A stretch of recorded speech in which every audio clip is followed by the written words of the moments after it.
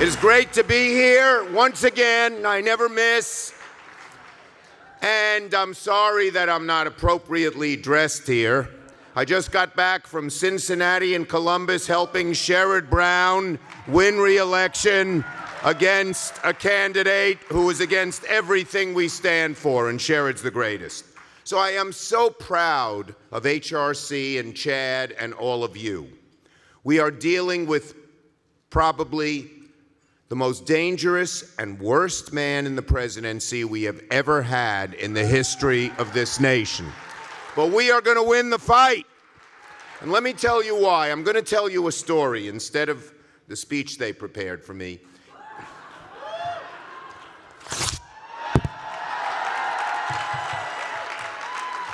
This is how I got in politics and why I am optimistic we will win this fight.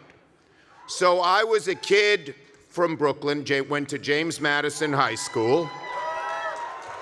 My father was an exterminator, never went to college. Madison, as you know, is a working-class high school in southern Brooklyn. But from there, I got into Harvard. That didn't happen much. How did it happen? One, I was a decent, not great, but decent basketball player. But our team at Madison wasn't that good. Our motto was, we may be small, but we're slow. But second, the second reason I got in was that I had to get a job when I was 14 to help my family. And a Madison high school teacher was advertising for somebody to run the Mimeo machine. Those of you my generation, you young people will have never heard of it, but it was a clunky machine. You typed a stencil, it went around and around. The ink smelled great. If we still had Mimeo machines, we wouldn't have to legalize pot.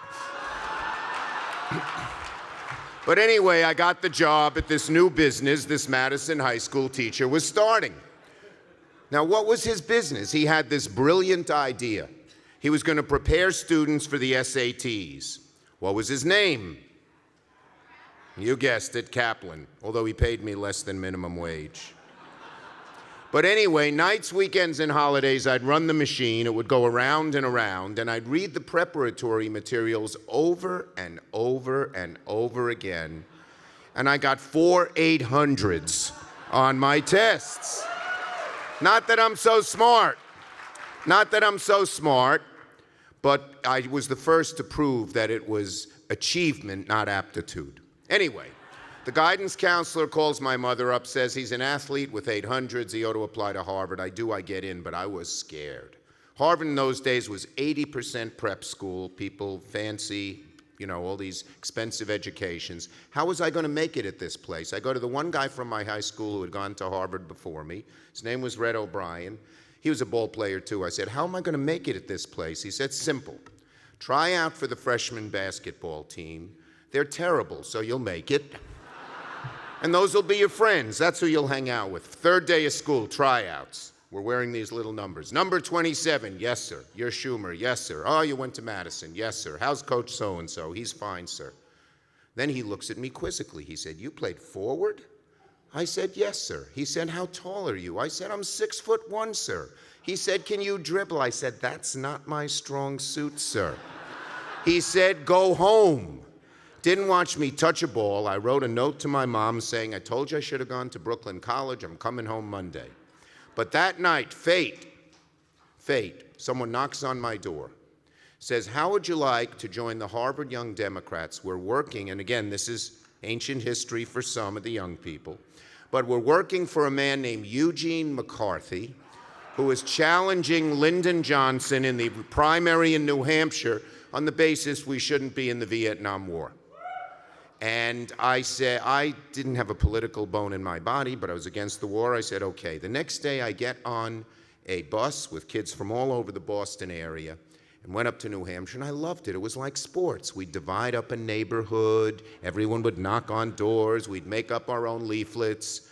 And the McCarthy campaign was so ragtag that by my third month, I was made the deputy campaign manager of the Nashua, New Hampshire McCarthy office because they had 2 Mimeo machines, and I knew how to run them.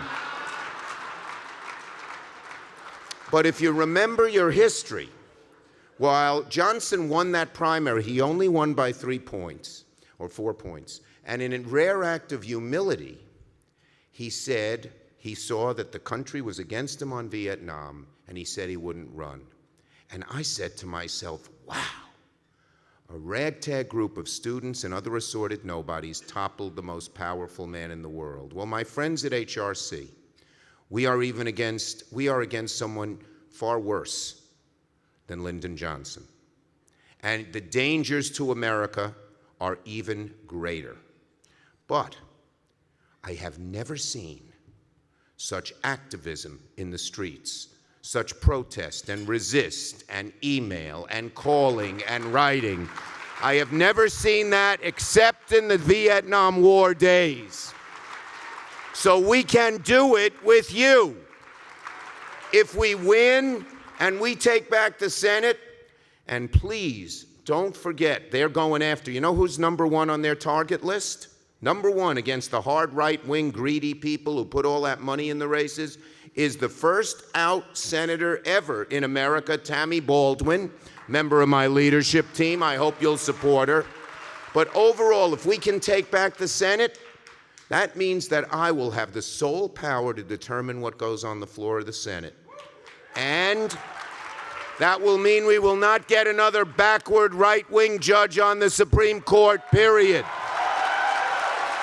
It means we'll be able to stop Donald Trump from putting all his junk on the floor and stop the anti-LGBT cascade of things that come into the United States Senate. So keep up the activism, keep up the protests, keep up the calling, keep up everything that you do, and we will take this country back. Thank you and God bless you. We're gonna win. We're gonna win. We're gonna win.